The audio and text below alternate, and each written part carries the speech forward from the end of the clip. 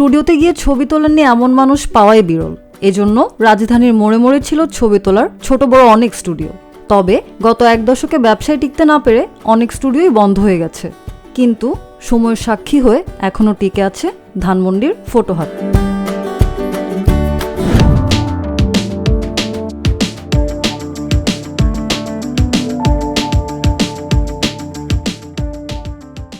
ফটোহাটের ভেতরে ঢুকলেই চোখে পড়বে গাদাগাদি হয়ে দাঁড়িয়ে আছেন অনেক মানুষ।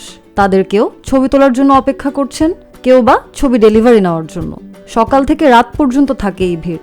আসেন সব বয়সী মানুষও। Sometimes I'm coming here for visa picture. When you apply visa, you need a picture quality.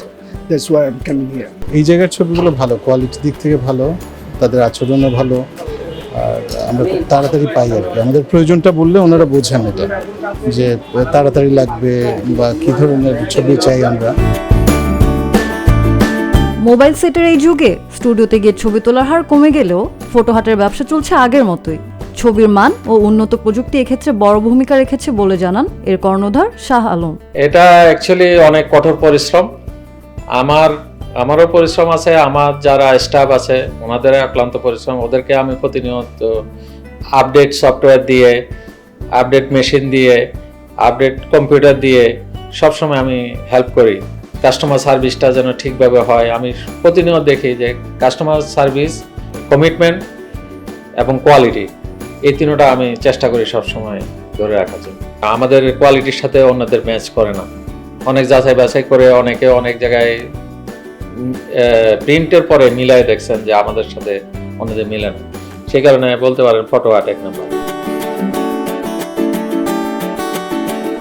তবে ব্যবসার শুরুটা এতটা মসৃণ ছিল না।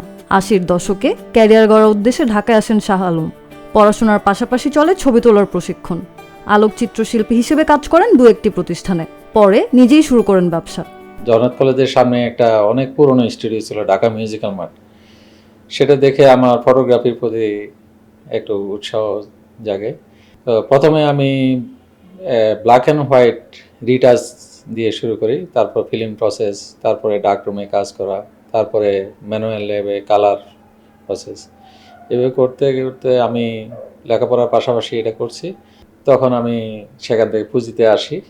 পুঁজিতে তখন নতুন নতুন মেশিন আসছে, কাজ করার অপরচুনিটি অনেক বেশি। 99-এ আবার পুঁজি থেকে আমেরিকা চলে গেছি।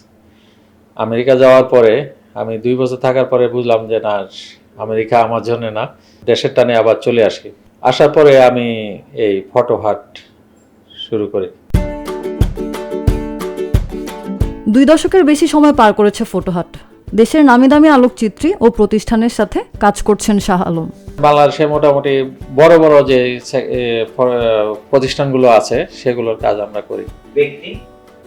ব্যক্তি ফটোগ্রাফার বলতে অনেক আছেন যারা নাউন ফটোগ্রাফার, যেমন নাসির আলী মামুন ভাই আছেন, পাবেল রহমান আছেন, তারপরে মডেল ফটোগ্রাফিতে রফিকুল ইসলাম র্যাব ভাই আছেন, তারপরে আবু নাসের ভাই আছেন, ইকবাল আহমেদ আছেন, এরকম অনেক। তিনি জানান তার প্রতিষ্ঠানে এখন কাজ করেন 30 জন।